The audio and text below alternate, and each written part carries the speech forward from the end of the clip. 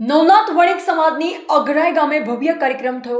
રાષ્ટ્રીય નવનાથ વણિક સમાજના પ્રમુખ શ્રી પ્રશાંતભાઈ ચોરવાડ, ભાજપ પ્રમુખ શ્રી વિમલભાઈ મીઠાણી, ચિરાગભાઈ પારેખ, રાજુભાઈ, રોહિતભાઈ, અનિલભાઈ, મુન્નાભાઈ તથા માળિયાહાટીના મેંદરડા, માંગરોળ, કેશોદ, અગતરાય વગેરેથી નવનાથ વણિક સમાજના જ્ઞાતિજનોની હાજરીમાં સુંદર જ્ઞાતિના ઉત્થાન માટે, જ્ઞાતિની પ્રગતિ માટે વિચાર વિમર્શ કરવામાં આવ્યો।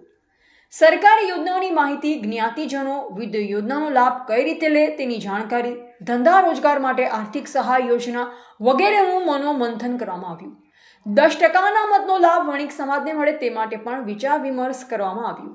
પ્રથમ રાઉન્ડમાં નવનાથ વણિક સમાજની વસ્તી જૂનાગઢ જિલ્લાના કેશોદ, માંગરોળ, માળિયા, મેંદરડા, અગતલાઈ વગેરેમાં કેટલી છે તેના વિશે ભવિષ્યમાં વિચાર વિમર્શ કરવામાં આવે તેવા વિચારો પણ રજૂ કરવામાં આવ્યા।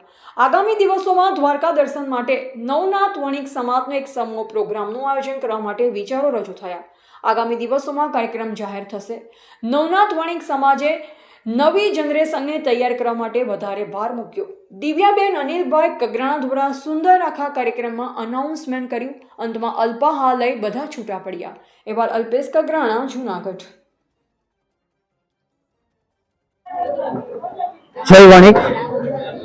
આજ તારીખ 16/8/2026 ને રવિવાર આજે અમારા નવનાથ વણિક સમાજની અગતરાય મુકામે એક નાનકડી એવી મીટિંગનું આયોજન કરેલ, જેમાં માળિયા, મેંદરડા, માંગરોળ, કેશોદ અને અગતરાય તેમજ all India president Shri Prashantbhai Shah તેમજ તેના સાથી કર્મચારીઓ ભેગા મળી આયોજન કરેલ હતું, જેમાં નવનાથ વણિક સમાજના દરેક ફિરકાઓને એકજૂટ થઈ એક જ નારો જય વણિક નો કરેલ હતો અને એમાં જુદી જુદી યોજનાઓ તેમજ બિન અનામતના દાખલા તેમજ લઘુમતી જૈન માઇનોરિટીના પ્રમાણપત્ર કઢાવવા અને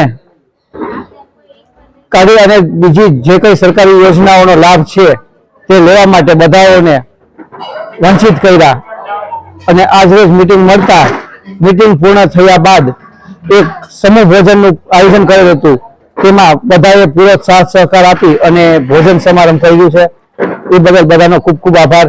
જય વણિક। જય। મારું નામ દિશાબેન અનિલભાઈ કગરાણા। આજ રોજ અમે અગતરાય મુકામે અહીંયા એક નવનાથ વણિક સમાજ મીટિંગનું આયોજન કરેલું હતું કે જ્યાં ઉપસ્થિત અધ્યક્ષ શ્રી પ્રશાંતભાઈ શાહ તથા ચોરવાડના ભાજપના પ્રમુખ શ્રી વિમલભાઈ મીઠાણી પણ હાજર હતા। અમે અહીંયા અનેક યોજનાઓ વિશેની માહિતી મેળવી કે જેમાં આજના યુથને અગર આપણા ઇન્ડિયાની બહાર ભણવા માટે જવું હોય તો એના માટે અહીંયા આપણને મદદરૂપ છે, તથા તેમજ અહીંયા આપણને ઘણા બધા યોજનાઓનું પણ અમને ખબર પડી કે જેમ કે જૂનાગઢ જિલ્લામાં આપણે મેડિકલ કેમ્પનું આયોજન કરવામાં આવશે તથા યુવા મેળાનું આયોજન કરવામાં આવશે કે જેમાં મેડિકલ કેમ્પમાં આપણને રાહત દરે આપણી સારવાર જેને પણ જરૂરિયાત હોય એને રાહત દરે સારવાર પૂરી પાડશે।